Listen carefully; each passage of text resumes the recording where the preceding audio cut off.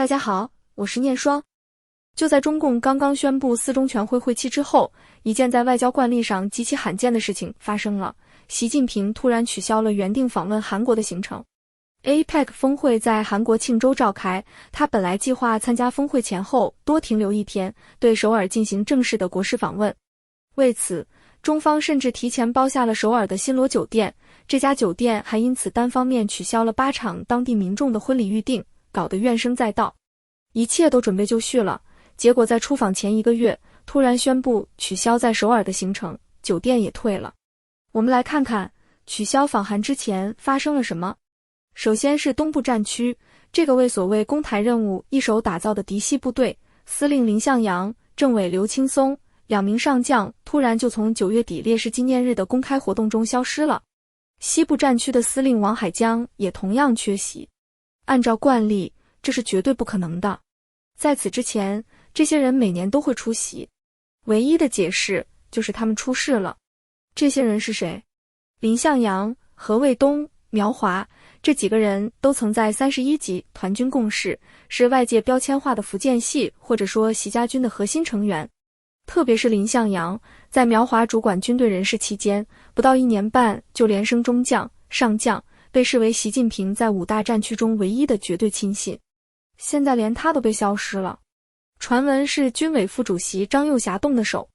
大家还记不记得前段时间青岛那起离奇的俄罗斯人袭击考斯特的案子？最初的说法是张又侠的人联合俄罗斯特工敲打习近平在山东的亲信，后来又传出反转的版本，说是习近平的人想给在青岛活动频繁的张又侠一个下马威。这种清洗不仅仅是在军队，曾经被认为是下一任外长热门人选的中联部部长刘建超，在海外出差一圈回来位置就被国安委的刘海星取代。这说明清洗的范围已经蔓延到了党务和外事口。更有意思的是，习近平的大秘钟少军，那个一直跟在他身边，从浙江到上海再到中央的铁杆亲信，之前被调到国防大学当政委，已经算是一种敲打了。最近又因为擅自会见新加坡的军方官员，被张又侠抓住把柄，直接下令此人永远不再任用。这句话在官场里是极重的，基本宣判了一个人政治生命的死刑。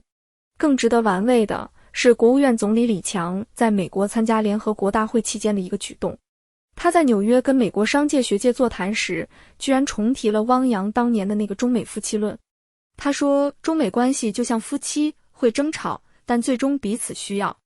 大家要知道，中美夫妻论是汪洋在2013年的独创，当时引起了轩然大波，被党内强硬派批评为政治幼稚、投降主义，后来汪洋自己也再也不提了。这个说法早就成了汪洋一个非常敏感的个人标签。现在，作为习近平亲自挑选的总理李强，在如此重要的场合，把这个封存了10年的标签重新拿出来用，你说这意味着什么呢？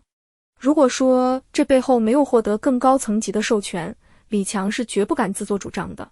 但这个授权又绝不可能是来自习近平本人，因为这等于是在为他潜在的政治对手汪洋站台。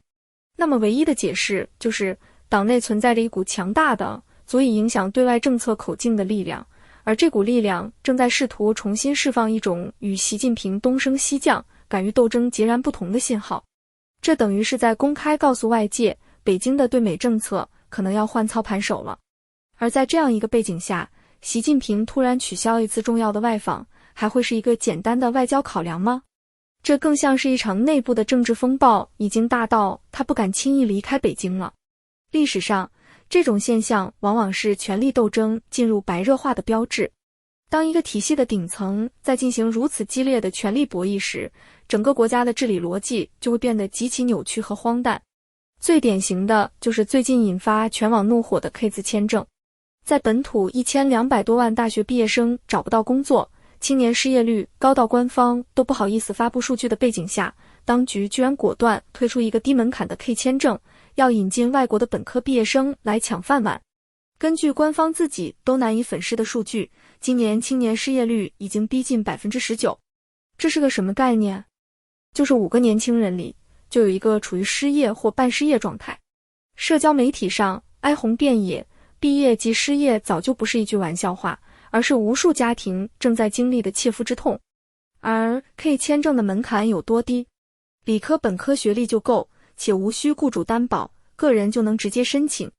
表面上看，这个逻辑似乎很清晰，甚至还有那么一点高瞻远瞩的味道。因为美国那边特朗普政府收紧了 H-1B 工作签证，特别是对印度裔的申请人门槛大幅提高，中共这边就立刻见缝插针，说要敞开大门，吸引全球的青年科技人才，主打一个你不要的，我要。外交部发言人讲得头头是道，什么促进中外青年科技人才交流，什么中美科技竞争的一部分。但大家想想，他究竟想吸引谁呢？欧美日韩的青年才俊，脑子没进水的话，谁会放弃稳定的法治环境、自由的互联网，跑到这里来跟着一起抓特务、玩内卷？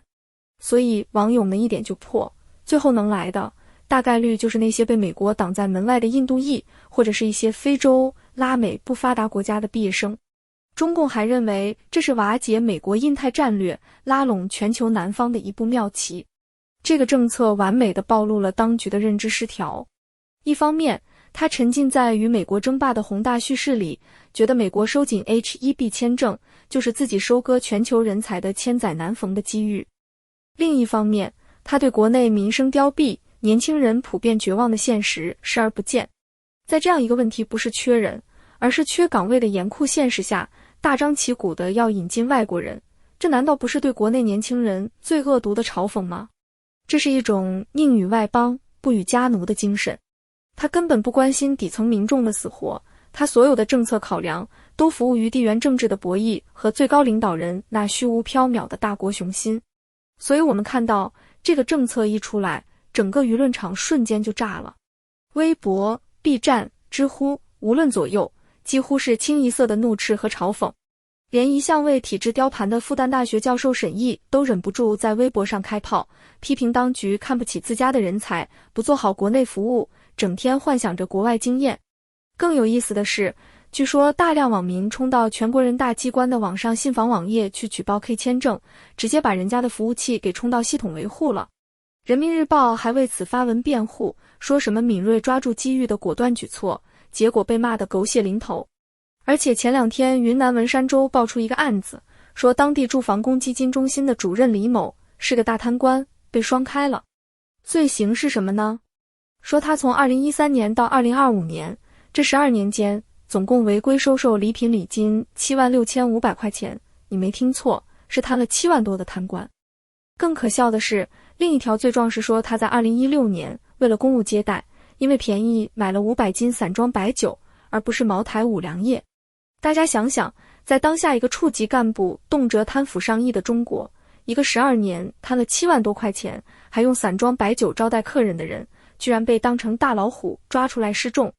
在中共那个无官不贪的酱缸里，一个管着钱袋子的肥缺一把手，12年就搞了这点钱，公务招待还用的是最便宜的散装白酒，这简直可以被评为感动中国的道德模范了。有人写诗嘲讽说，10年受贿7万5，日常招待用散酒。当了10年清知府，今日竟成大老虎。当一个社会里，一个相对而言最廉洁的官员，却要被用最严厉的方式惩处时，这说明什么呢？说明这个系统惩罚的已经不是贪腐，而是不像我们的人，是你没有同流合污，是你让那些真正的巨贪显得无比丑陋，所以你必须被消灭。而这种内部的荒诞与崩坏，必然会导致社会公义荡然无存。最近有些爆料甚至把于朦胧的死和一种极其阴暗的民间玄学，一种帝王权术联系起来，说习近平的生辰八字里有劫难，需要找特定生辰的人来挡劫。乔任梁的死是替他父亲习仲勋点灯，而于朦胧的死是替他自己献火。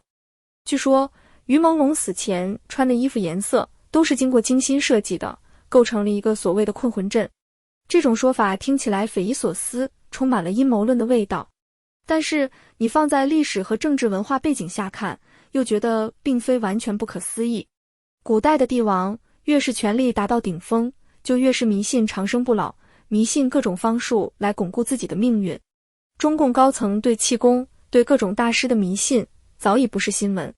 那么当权力高度集中于一人，而这个人又面临着巨大的内外压力和执政危机时，他会不会去寻求一些非理性的、神秘主义的手段来获得安全感和确定性呢？这并非没有可能。而且如果像于朦胧这样拥有几千万粉丝的公众人物都能被如此轻易地抹去，那么对于千千万万生活在中国的普通人来说，又何来安全感可言呢？这也正是为什么这个案子在中共如此严厉的封杀下，依然能持续发酵，甚至引发全球超过18万人联署的原因。当一个政权，他制定的政策是在抢自己年轻人的饭碗，他执行的法纪是把清官当老虎打，他的社会充斥着连明星都无法幸免的暴力与黑暗时，那么他离那最终的无可挽回的崩塌也就不远了。所有这些看似孤立的事件，其实都是同一棵大树上结出的毒果，而这棵树的根可能已经烂掉了。